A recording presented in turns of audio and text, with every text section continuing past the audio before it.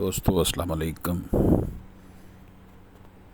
ہم پہلے سے یہ کہتے آ رہے ہیں کہ متحدہ عدلیہ میں بہت زیادہ کرپشن ہے، آپ اس کا شاخسانہ نہ دیکھیں۔ اسلام آباد ہائی کورٹ کے چیف جسٹس عطا من اللہ نے سول جج بہاول نگر ملک فاروق اور ان کی اہلیہ کی ضمانت منظور کر لی ہے۔ جمعہ کو رات کے دائر درخواست پر رات 11 بجے سماعت کی گئی، جس کے لیے رجسٹرار آفس کھولا گیا۔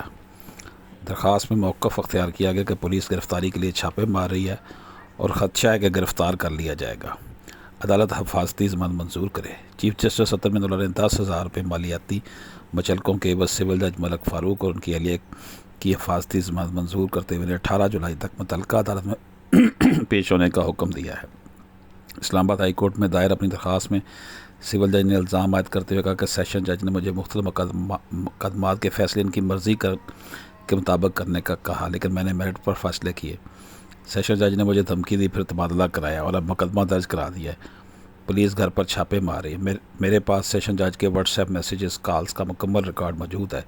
اس وقت علاج کے لیے اسلام آباد میں ہوں، گرفتاری کا خدشہ ہے، لہٰذا حفاظتی ضمانت منظور کی جائے۔